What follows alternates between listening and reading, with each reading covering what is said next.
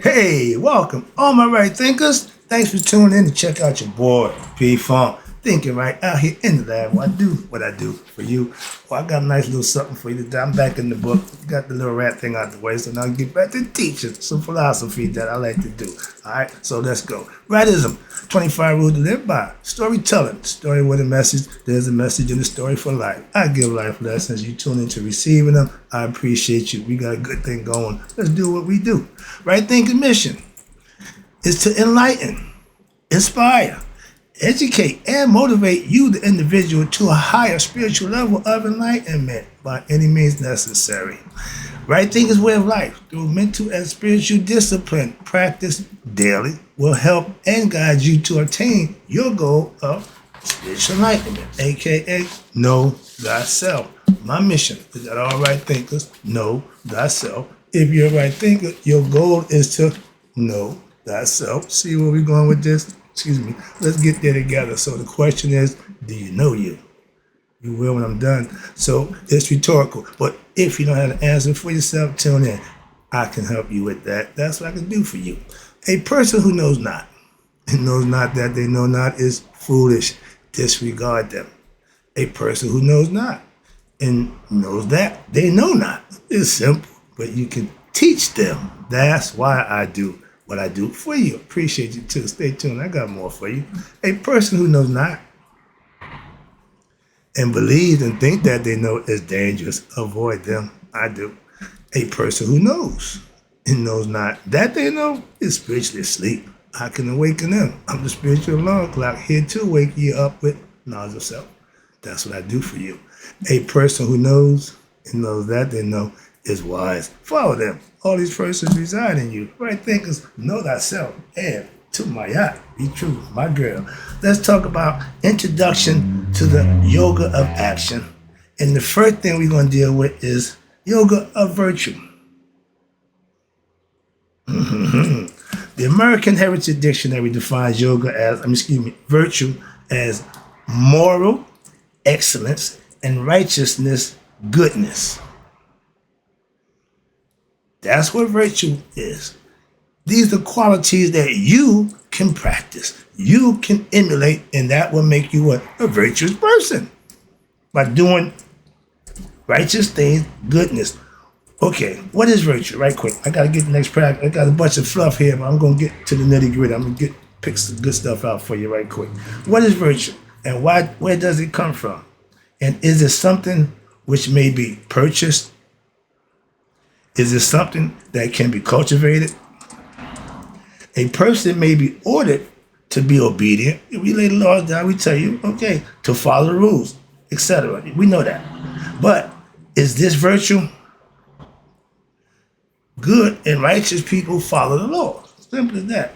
If the 10 Commandments, I use the 42 Confessions of Mayat, 10 Commandments, and so many other laws, man-made, are established for society, then why is it that we are increasing in crime and increasing strife amongst people?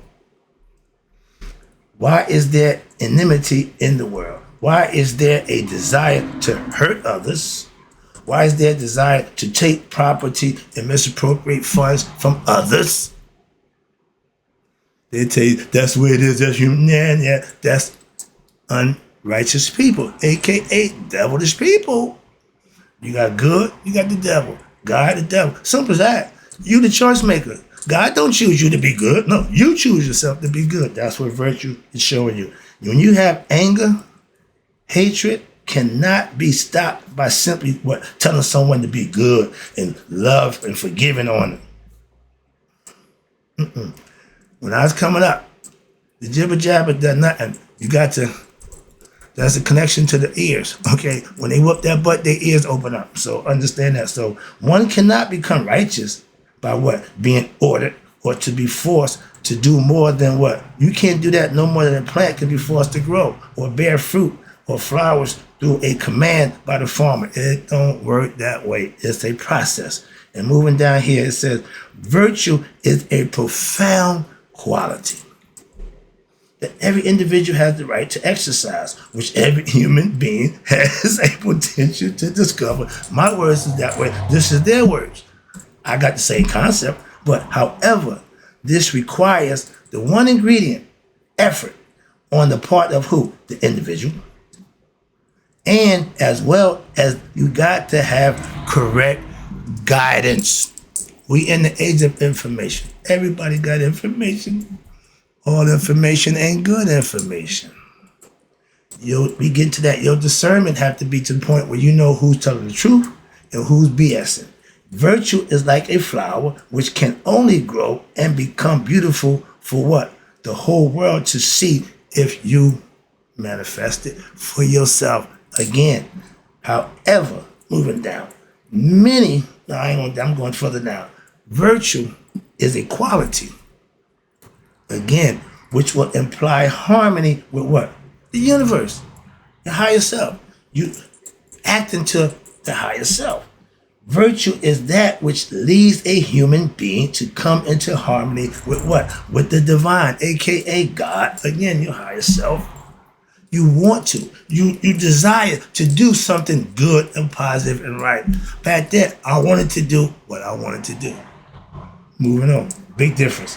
Now, from a mythological standpoint, sin is what to be understood as the absence of wisdom, lack of knowledge. So you're going to act in a way you're not too smart, you ain't thinking ahead, you ain't planning it, so you're going to act out and you got to pay the consequences. Bad results, okay? Which leads to what? Righteousness and peace and the existence of what? Ignorance, which leads to mental unrest and the endless desires of the mind, meaning you just satisfy whatever comes to mind. Sin what operates in human life as in what? Movement, which works against self-discovery. Ignorance ain't trying to enlighten you. Your ego ain't trying to pump you up. He's just trying to get what he want. Keep you right there. And watch this. Virtue is any movement towards what? Discovering the essential truth of what? The innermost heart, yourself. Knowing thyself, a virtuous person will do just that. Be on that path to do just that. Okay, what? Purifying your heart. How? By living, doing it, treating people right, being right. Those are all virtuous qualities. Just like the ego got anger, hatred, greed, lust, all that larceny. Those are all satanian qualities. You can bet, you pick and choose. Someone pick this, take some of there, take some of that, some good and some bad. I don't want no bad. Eradicate the bad. Why? It don't serve a purpose. It's going to bring you down. Moving on. Purifying the heart is getting the weight off your heart by not doing bad things. Makes sense. That state of, watch this, the state of ignorance will end. How do you end the state of ignorance? Only when the mind develops a higher vision, third eye vision. I've been trying to tell you, open up the chakras and get the third eye vision open. These two eyes only see out, third eye sees in, and it also sees through other people. I gave you that lesson already too. It must look what? Forward and look beyond the illusions of human desires. Anything of this is just for this. It ain't going nowhere. So don't get caught in that. Don't take life too serious. Why? It ain't gonna be too long. Okay? And you begin to seek what? Something more, what? Substantial and abiding other than pleasures of the flesh. This is when what? You, the right thinker, start to develop what? And now a personal interest in spirituality, and you're willing to practice the order by what? Correctness and self-improvement and intellectual development. Now you're making it personal. Now you're starting to do the thing that's going to make you your best self and get you to know thyself. From the ancient Egyptian mythology and the mystical philosophy, that's what we preach, that's our practice. These qualities are what symbolize, watch this, by who? Deities. We call them God and goddesses. God for the male, goddess for the female. You got the deity. You see me doing this. That represents Maya. She represents the scales of justice. Okay, they go to the halls of Maya at Judgment Day. Your heart is weighed against the feather of Maya, an ostrich feather. But again, all this is symbolic and metaphorical. But it's to get you to understand a philosophy that you can practice that prepares you for this moment. And you got Maya, which represents balance. You got Anubis, which is the offspring between Asar and Nephet, which is his sister-in-law, another story. But they produce Anubis. He represents discernment, your ability to know right from wrong. Simple as that. Could know a good preacher from a mega preacher. Mayat is the truth. Watch this. She represents truth. And Anubis is what? He's the symbol of discerning intellect, which can see right from wrong, good from evil, truth from untruth, etc. See where I'm going with this?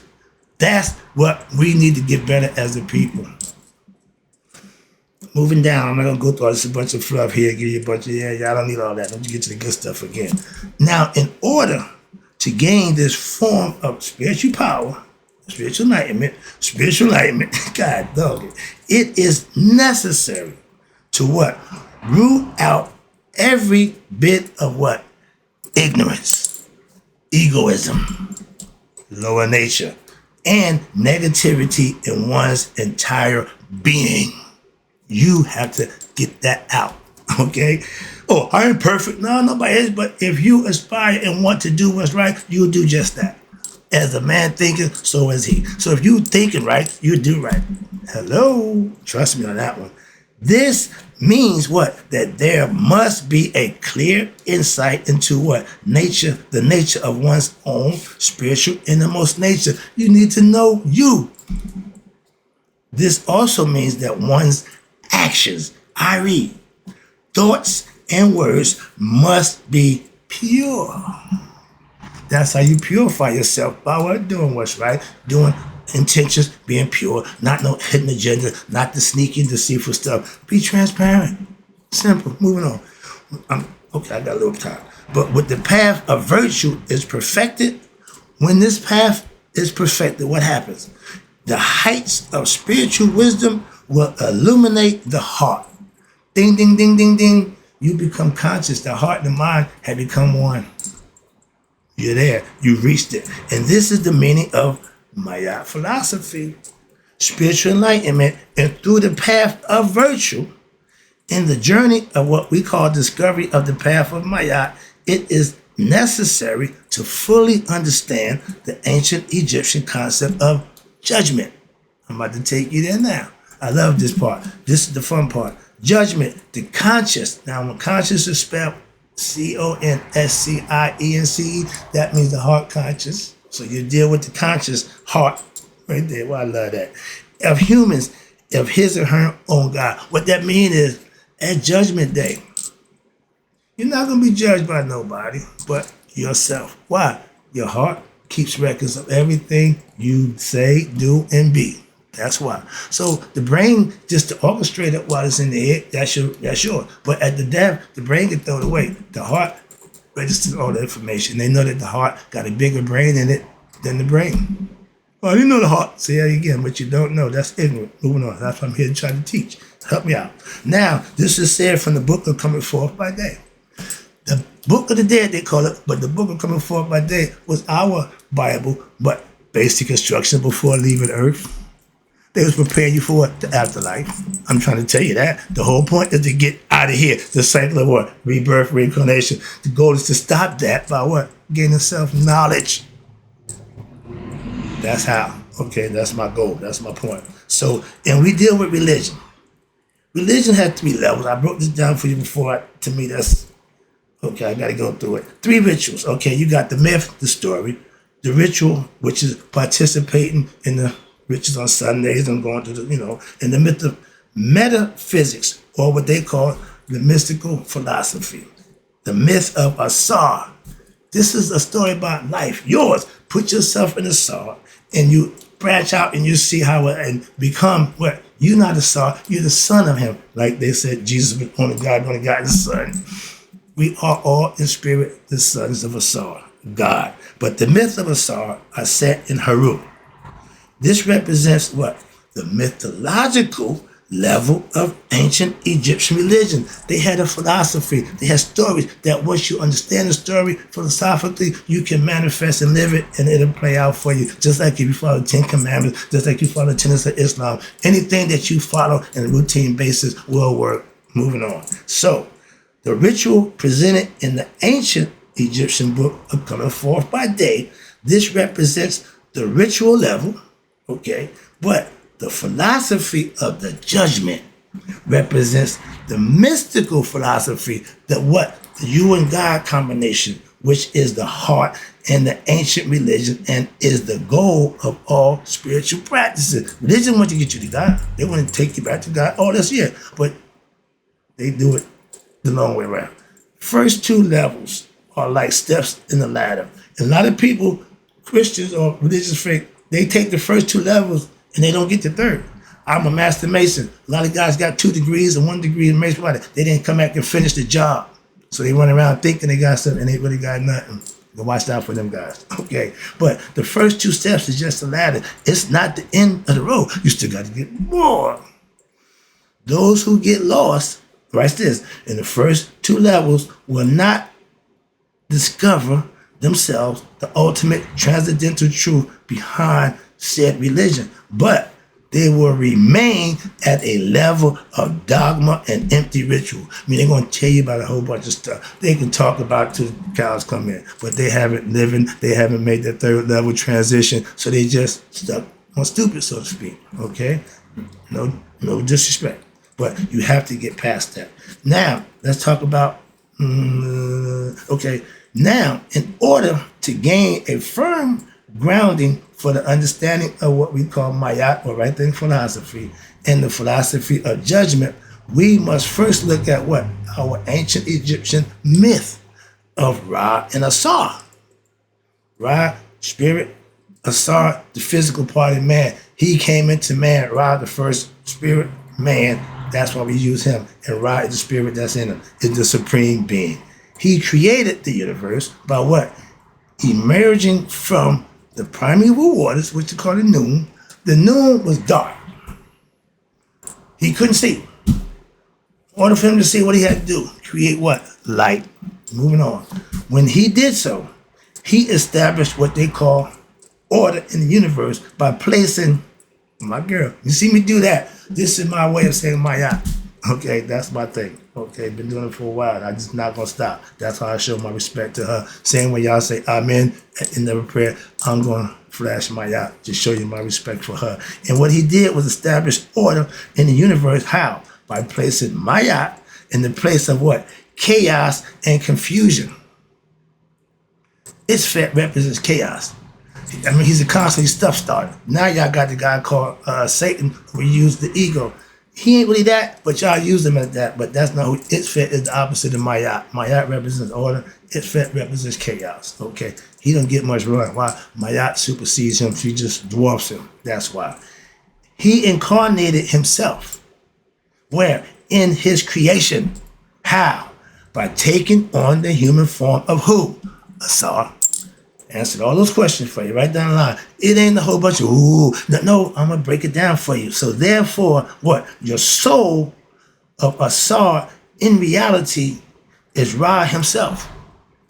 Spirit in man. See where we're going with that? And watch this. As a metaphor, it's a metaphor of what? Your human soul. Why? Because every human being is the incarnation of the divine self, God. We just aren't conscious. My job to get you conscious. That's what I do for you.